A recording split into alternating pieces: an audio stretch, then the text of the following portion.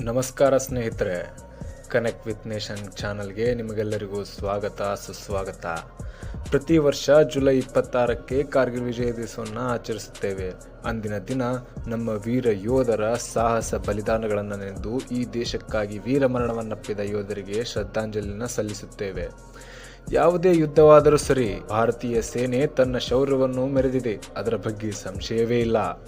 ಸ್ನೇಹಿತರೆ, ಈ ಸಂಚಿಕೆಯಲ್ಲಿ ನಾವು ಪ್ರಮುಖವಾಗಿ ತಿಳಿದುಕೊಳ್ಳಬೇಕಾಗಿರುವುದು ಏನೆಂದರೆ ಕಾರ್ಗಿಲ್ನ ಬಗ್ಗೆ.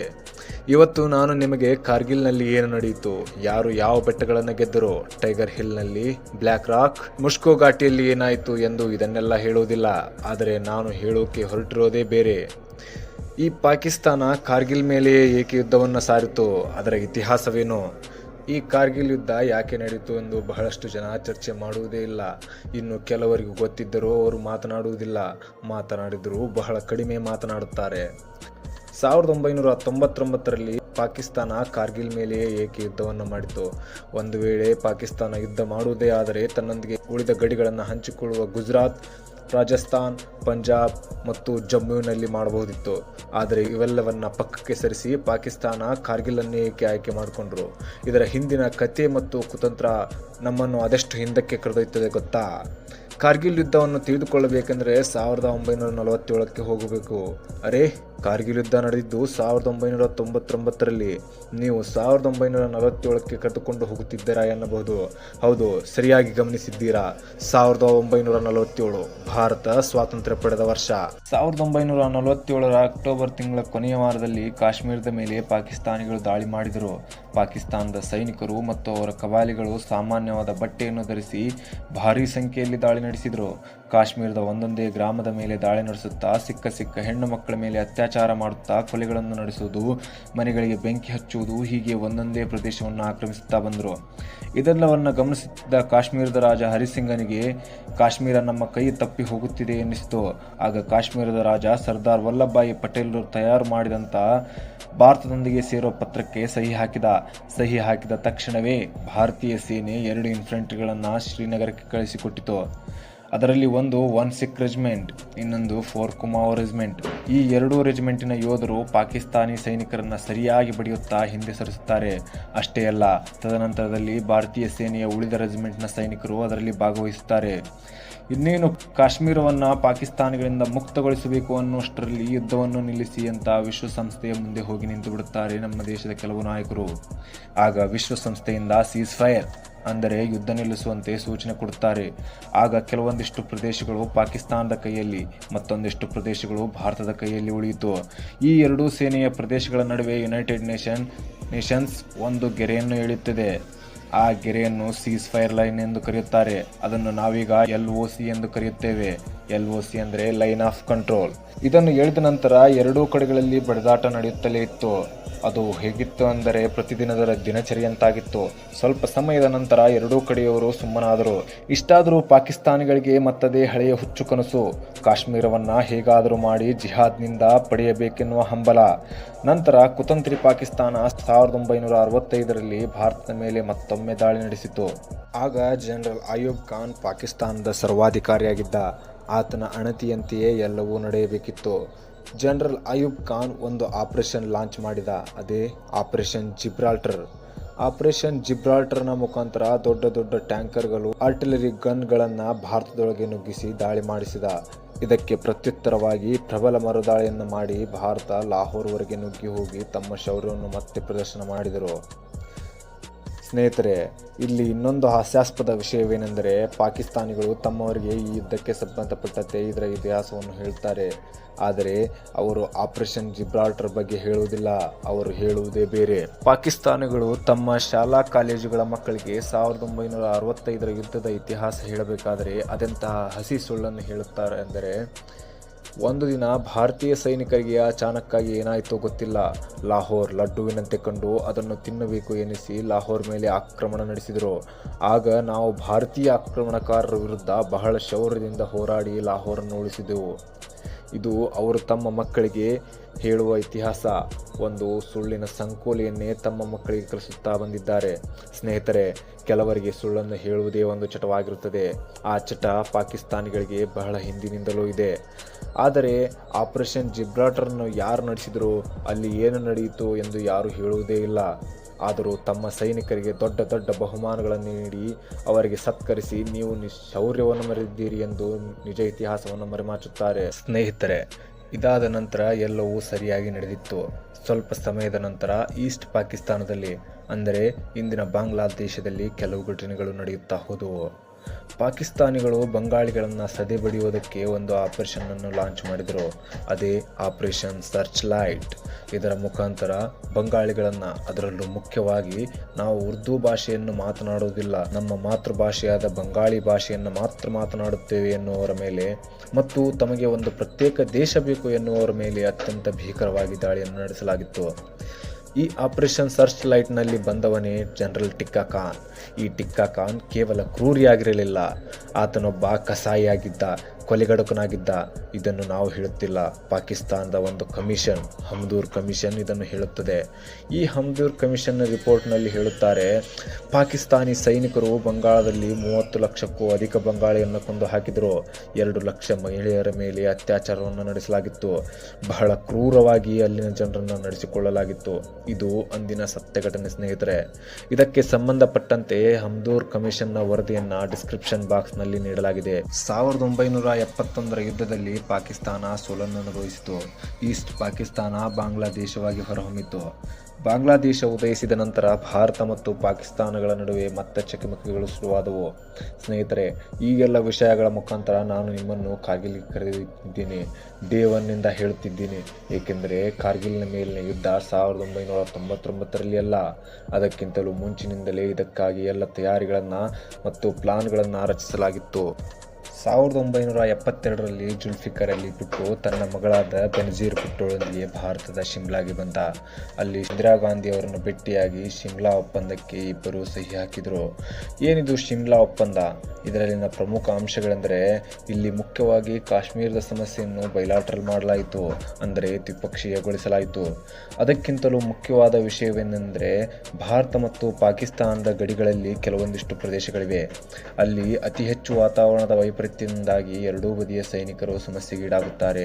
ಹೀಗಾಗಿ ಚಳಿಗಾಲ ಶುರುವಾದ ಮೇಲೆ ಭಾರತದ ಡೈರೆಕ್ಟರ್ ಜನರಲ್ ಮಿಲಿಟರಿ ಆಪರೇಷನ್ ಅಧಿಕಾರಿಗಳು ಮತ್ತು ಪಾಕಿಸ್ತಾನದ ಡೈರೆಕ್ಟರ್ ಜನರಲ್ ಮಿಲಿಟರಿ ಆಪರೇಷನ್ ಅಧಿಕಾರಿಗಳು ಪರಸ್ಪರ ಫೋನಿನಲ್ಲಿ ಮಾತನಾಡಿಕೊಂಡು, ಬೆಟ್ಟದ ತುದಿಗಳಿಂದ ನಿಮ್ಮ ಸೈನಿಕರನ್ನು ನೀವು ಕರೆಸಿಕೊಳ್ಳಿ, ನಮ್ಮ ಸೈನಿಕರನ್ನು ನಾವು ಕರೆಸಿಕೊಳ್ಳುತ್ತೇವೆ ಎನ್ನುವುದಾಗಿತ್ತು.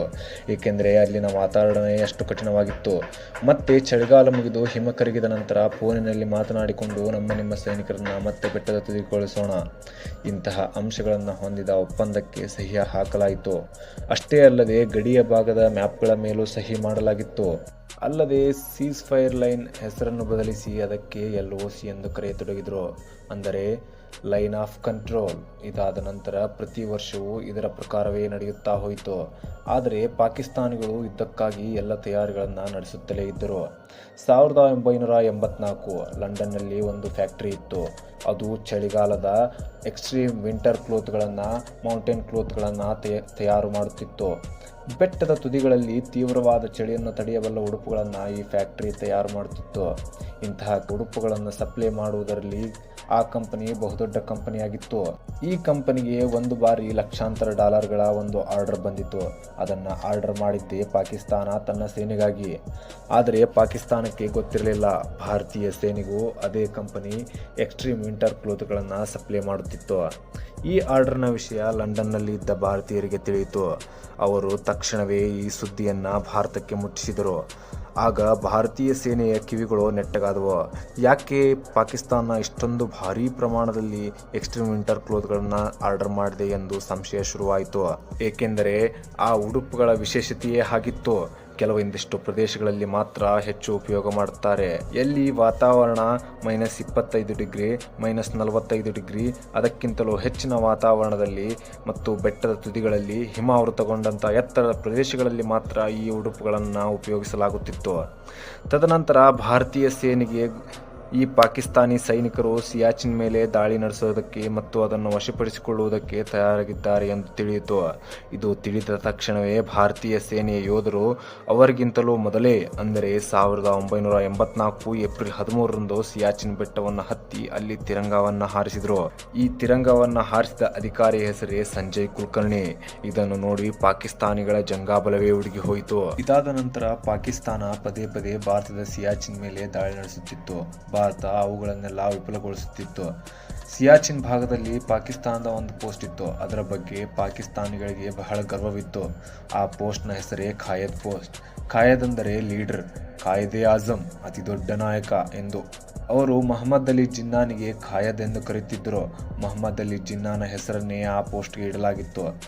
ಜಮ್ಮು ಕಾಶ್ಮೀರ್ ಲೈಟ್ ಇನ್ಫಂಟ್ರಿಯ ಒಂದು ತಂಡ ಒಂದು ಆಪರೇಷನ್ ಅನ್ನು ಲಾಂಚ್ ಮಾಡುತ್ತೆ.